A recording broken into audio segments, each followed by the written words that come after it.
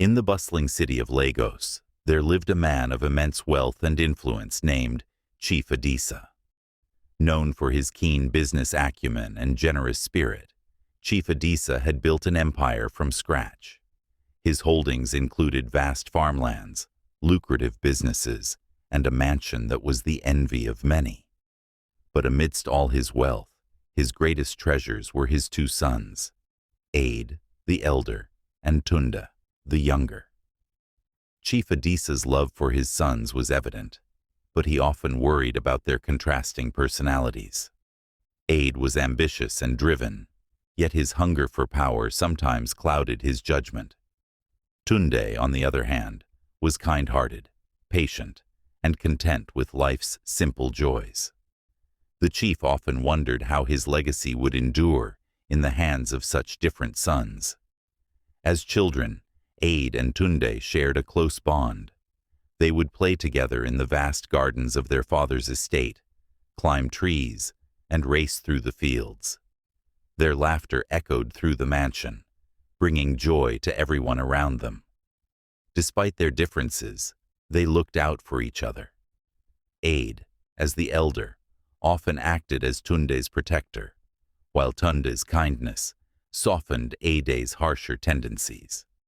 As they grew older, the brothers' paths began to diverge. Ade's ambitions led him to take a keen interest in their father's businesses. He shadowed Chief Adisa during meetings, learned the art of negotiation, and began to dream of expanding the family empire. Tunde, on the other hand, was drawn to the quieter side of life. He spent his days helping the workers on their farmlands, listening to their stories, and finding joy in the beauty of nature. The rift between them grew wider when Ade began to see Tunde's contentment as a lack of ambition. "How will you contribute to father's legacy if you spend your time in the fields?" Ade would ask. Tunde, ever patient, would reply, "Not all contributions are measured in wealth, brother." The turning point in their relationship came with the sudden passing of Chief Adisa. His death left a void in the family and the community. The brothers, both grieving, were thrust into the responsibility of managing their father's vast estate. But their differing visions for the future soon led to conflict. As the elder son, Ade took it upon himself to manage the family's affairs. However, his ambition soon turned to greed. Ade declared himself the sole heir to their father's fortune, disregarding the will that had stipulated an equal division of the estate. Tunde, shocked and heartbroken, tried to reason with his brother. "Father wanted us to share everything," Tunde said. "This wealth belongs to both of us. You don't understand the sacrifices needed to maintain this empire," Ade retorted. "I'll handle everything. You can leave if you wish." Forced out of his childhood home, Tunde wandered the streets with nothing but the clothes on his back. He eventually found refuge in an uncompleted building on the outskirts of the city. The structure was barely habitable, with cracked walls and a leaking roof, but it became his shelter. Tunde survived by doing odd jobs, earning just enough to buy food and clothing. Despite his hardships, he remained hopeful and prayed for better days. Back at the mansion, Ade thrived in his new role as the head of the family's empire. He expanded their businesses, acquired new properties, and became a prominent figure in society. He married Sade, a beautiful and intelligent woman, and their lavish lifestyle became the talk of the town. Yet, despite his success, Ade's heart was not at peace. Years passed, but Ade and Sade remained childless. The absence of an heir weighed heavily on Ade, who longed for someone to carry on the family name. Desperate for a solution, he visited doctors, consulted traditional healers, and even traveled abroad. But all efforts proved futile, leaving the couple frustrated and despondent. Meanwhile, Tunde's life began to change. Through his honesty and hard work, he earned the trust of a kind benefactor, who gave him a stable job. Tunde saved diligently, eventually starting a small business of his own. Though his progress was slow, he found joy in the journey and remained grateful for every opportunity. One evening, an elder in the community visited Ade and shared words that unsettled him. "Young man, your wealth is meaningless if your heart is troubled. You have wronged someone dear to you, and until you make amends, peace will elude you." Ade dismissed the elder's words at first, but they lingered in his mind. Said, noticing his troubled state, urged him to reflect on his actions. "Perhaps the elder is right," she said. "You must seek forgiveness." Haunted by guilt, Ade decided to find his brother. Accompanied by Said, he began searching for Tunde, asking around the city and following every lead. After weeks of searching, they finally found him living in a modest home, a far cry from the mansion they once shared.